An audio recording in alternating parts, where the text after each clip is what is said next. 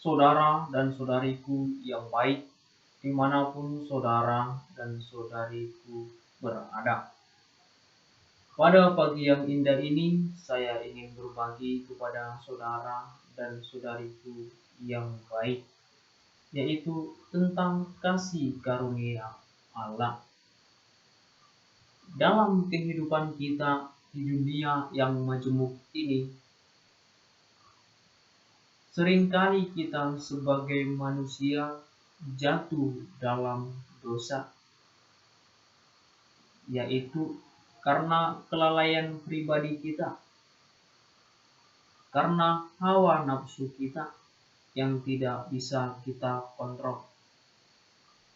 Oleh sebab itu, kita sebagai orang Kristen atau pengikut Kristus seringkali takut akan bayangan masuk neraka akibat dosa-dosa kita yang telah kita lakukan.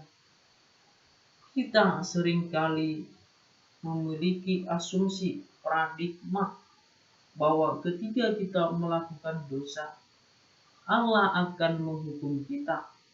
Allah akan menempatkan kita pada api neraka.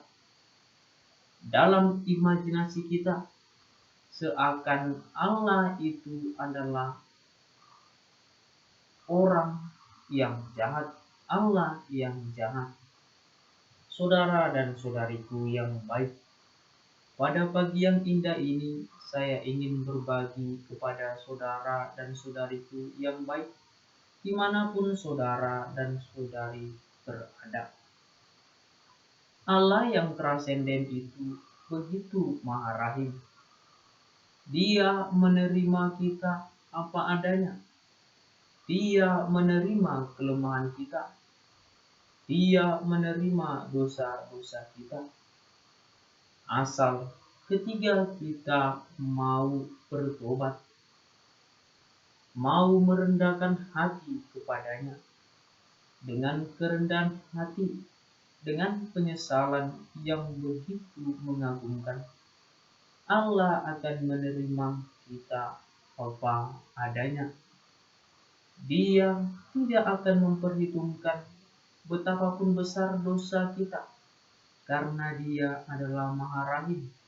Yang terpenting, bagaimana cara kita merendahkan hati, meminta maaf kepada Allah yang Maha Rahim itu, agar Dia tetap mencintai kita. Kita sebagai manusia yang lemah, Dia sebagai Allah pencipta yang maha sempurna dan maha tahu,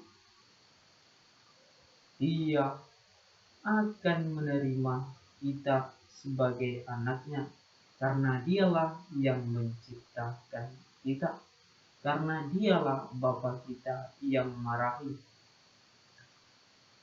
Allah itu menjelma menjadi manusia, yaitu hadir dalam wujud manusia di dalam diri Yesus Kristus, Sabda yang hidup.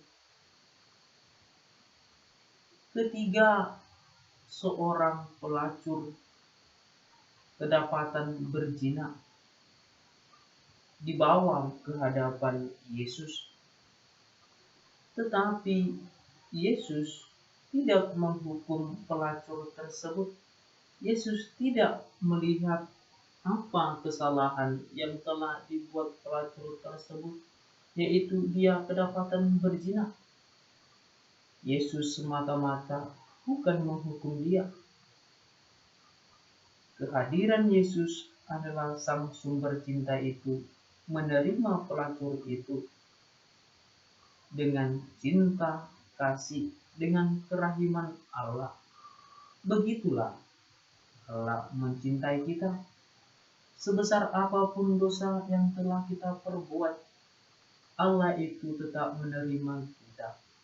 Allah itu bukan hanya menghukum untuk memasukkan kita ke dalam api neraka, sehingga kita takut akan gambaran neraka tersebut. Kita sebagai orang Kristen Kita sebagai pengikut Kristus, marilah kita merendahkan hati agar kerahiman Allah itu semakin kita alami dan semakin kita rasakan. Saya ingin berbagi kepada saudara tentang kisah Santo Paulus atau Rasul, yaitu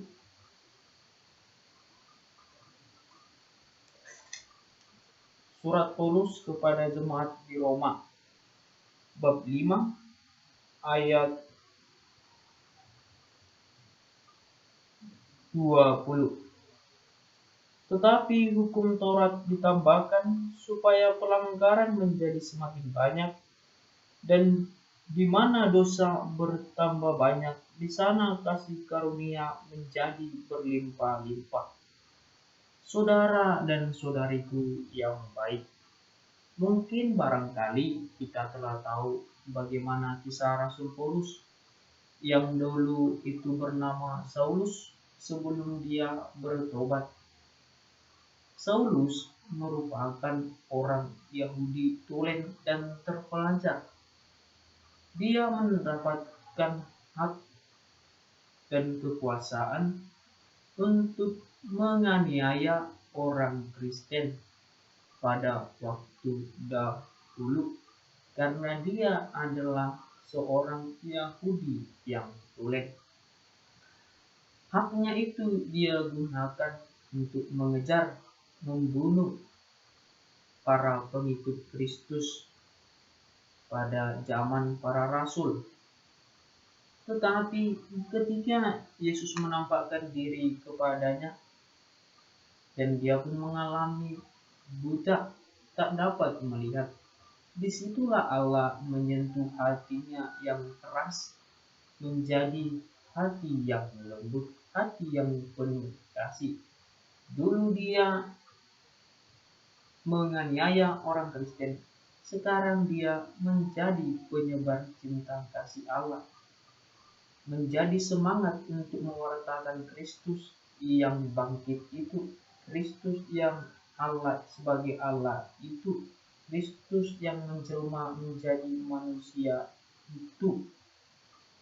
Saulus meskipun dosanya banyak, tetapi Allah yang Maha Rahim menerima dia, memakai dia, mempergunakan dia menjadi perpanjangan tangannya sendiri untuk mewartakan Injil ke seluruh dunia.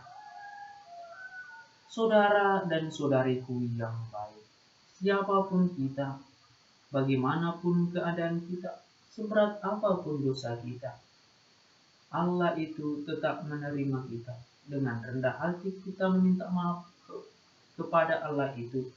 Barangkali kita menjadi alatnya, barangkali kita dipakai untuk menjadi pewarta sabdanya, dan itulah menjadi berkat, karena rencana Tuhan kita tidak tahu di dalam diri kita masing-masing. Sekali lagi, siapapun kita, bagaimanapun keberadaan kita, sebesar apapun dosa kita, jangan pernah takut bahwa Allah akan menghukum kita. Tetapi Allah memberi kesempatan berulang-ulang kepada kita agar kita kembali dan bertobat kepadanya, agar kita dapat menikmati kebahagiaan bersama Tuhan itu, untuk menyebarkan cinta kasih, sebab Allah itu adalah kasih. Bukti konkret kita dapat menyebarkan cinta kasih yaitu kita dapat mencintai sesama kita seperti diri kita sendiri. Hal itu dapat kita lakukan ketika Allah berkarya di dalam hati kita, ketika Allah tinggal di dalam hati kita. Sekian dan terima kasih. Semoga bermanfaat. Tuhan Yesus memberkati. Amin.